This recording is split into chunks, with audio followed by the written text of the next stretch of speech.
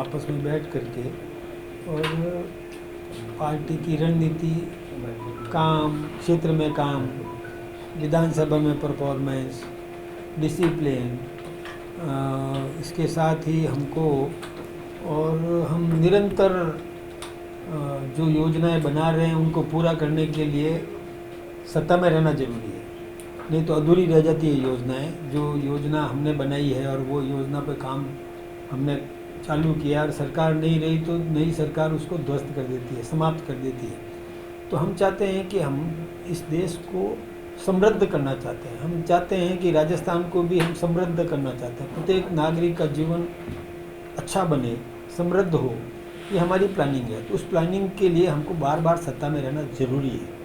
तो बार बार हम सत्ता में कैसे रह सकें ताकि हमारा जो हमने सोच रखा है कि इस जनता को किस प्रकार से गरीबी की रेखा से बाहर निकालना है, हमने सोच रखा है, ऐसी योजनाएं हमने बनाई है कि हर क्षेत्र को और विकसित कर दें।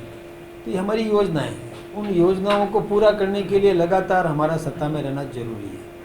तो सत्ता में रहना जब जरूरी है तो उसके लिए गुरु मंत्र तो मिलता ही है, कहीं ना कहीं बैठ के चर्चा तो करते हैं। हाँ बिल्कुल, ये तो हर समय अभी उसी मोड में हम चल रहे हैं। वैसे विधायकों को सांसदों को रिपोर्ट कार्ड भी इसमें चर्चा हुई, रिपोर्ट कार्ड किस तरह क्या है?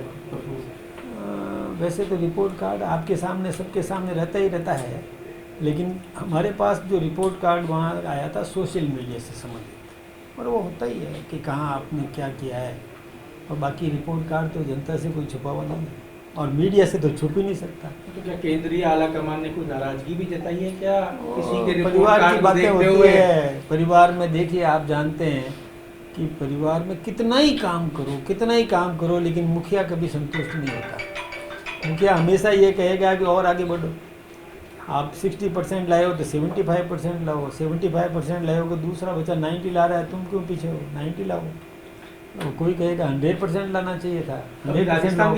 तो ये तो अपेक्षा है परिवार के मुखिया की हमेशा रहेगी। कितने सांसद विधायक जिनका रिपोर्ट कार्ड ठीक नहीं रहा? ये नेतृत्व को पता है, हम सबको नहीं मालूम। नहीं, नहीं, हम तो खुद ही प्रशिक्षण प्राप्त कर रहे थे सांसद होने के नाते। अरे कि नड्डा जी ने कहा कुछ जनप्रतिनिधियों को कि वो ठेकेदारों से दूर रहे, जो उनके क्षेत्र के जो लोग हैं उनसे कनेक्टिविटी ज़्यादा बढ़े। एक बात बताऊँ साहब, देखिए सलाहें बहुत अच्छी होती है, सभी सलाहें हम मानते भी हैं।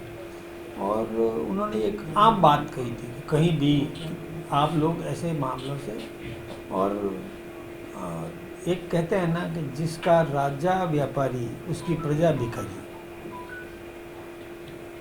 जो सांसद विधायक यदि व्यापारी बन गए तो प्रजा का भला नहीं हो सकता। एक चाणक्य ने कहा है ये बात, चाणक्य ने कहा था कि जिसका राजा व्यापारी उसकी प्रजा भिखारी। तो राजा को व्यापार नहीं करना चाहिए। तो हमारे यहाँ पर पहले स्थानीय इकाई के चुनाव हो गए, फिर मंडलों के हो गए, जिले के हो गए, फिर प्रदेश के भी हो गए। तो अब मंडलों के कार्यकारिणी बन गई है कई स्थानों पर और बाकी बन रही है।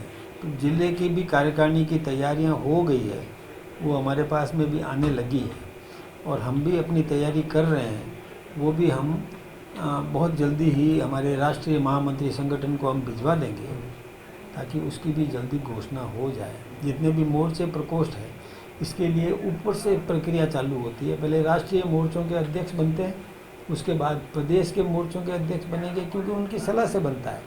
ये है ना, हमारा संगठन नीचे से ऊपर चलता है, मोर्चों का ऊपर से नीचे आएगा, ये ऐसा एक प्रक्रिया है। तो उसके हिसाब से हम काम करें। तो राष्ट्रीय अध्यक्ष का निर्वाचन होने वाला है जल्दी?